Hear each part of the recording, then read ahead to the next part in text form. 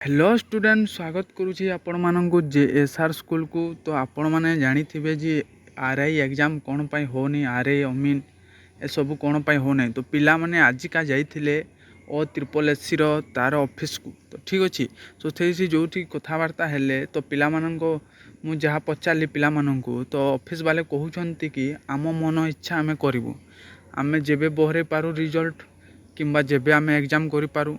आम पोस्ट बहरईछु 2023 रे, किंतु ताकू आम नहीं कि 2025 रे एग्जाम करूँ। ये जो आपंकर रहा आरआई असिस्टेंट रेवेन्यू इंस्पेक्टर, अमीन, ICDS supervisor, statistics field surveyor, ठीक अच्छे पिला माने। तो ये जो जहाँ भी एग्जाम अच्छी पिला माने जो मैंने आपण फॉर्म पकई तार एग्जाम पुणी लेट हेबो। आपण आशा करंतुनी ये जो सेप्टेम्बर लिखाई सेप्टेम्बर को आपण देखिकी आशा करंतुनी। एटा आपणकर नहीं कि चलतु बोध हुए डिसेम्बर किंबा जानुआरी, ठीक अच्छे पिला माने डिसेम्बर किंबा जानुआरी आपणकर हो पारे। जानुआरी माने 2025 आपणकर है 2025 रे हो पारे, ठीक अच्छे। एटा एबे हेबोनी तो आपण माने एटा भाबंतुनी जे कौन पाई हो ना, ठीक अच्छे। तो जहाँ आपंकर रहा तापर आपंकर जमी forest guard, life stock inspector ये जो एग्जामटा आपड़ जो देइछंती आपणकर कंप्यूटर सीबीटी एग्जाम जो देले तो तार जो अगस्ट रिजल्ट बाहर थिला अगस्ट तो आज 50% डेट गलानी आपन देखि पारदेबे। आज 13 तारीख होची तो अगस्ट एटा आपन एक्सपेक्ट करंतुनी, याकू मध्य नहीं कि चलंतु नवेम्बर। मु बारंबार कहूँ बहुत लेट करुँची ओ ट्रिपल एससी।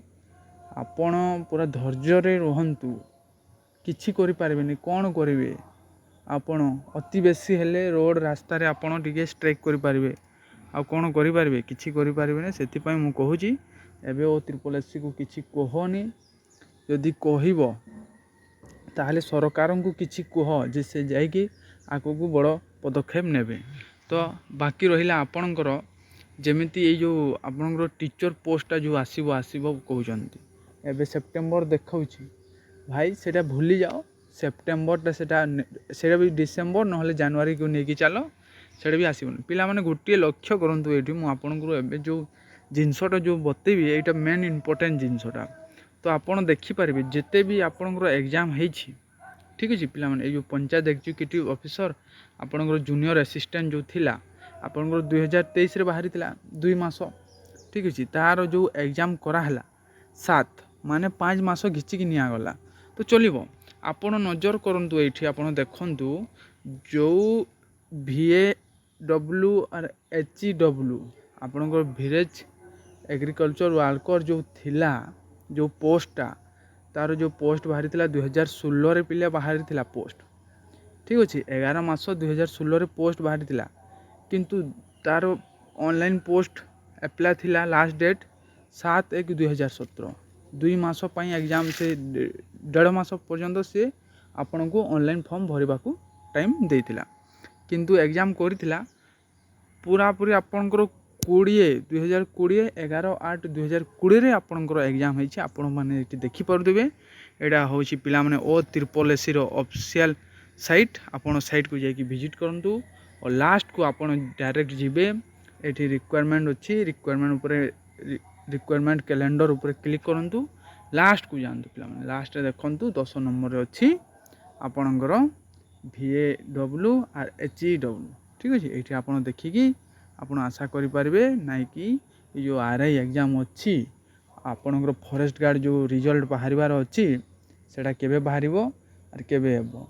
तो जेमिति ओ ट्रिपल एससी वाला कहिदेला कि आपणकर एग्जाम एबे हेई पारिबोनी आरआई अमीन आ आपणकर जो रहिला फॉरेस्ट गार्ड तार रिजल्ट केबे बाहरिबो सेटा भी सेमाने कहि पारु नाही। तो आमे काहाठू आशा करिबा, जदि ओ ट्रिपल एससी जदि न कहिला आमे तो आ काहाठू आशा करि पारिबानी। तो एबे आपण भल भाव रे पढ़ा पढ़ी करंतु, जॉब हेबाट तो सुनिश्चित हेबो पिला माने। एबे नुआ नुआ फोकस करंतु, नुआ नुआ जिनस पढ़ंतु, नुआ नुआ जिनस शिखंतु।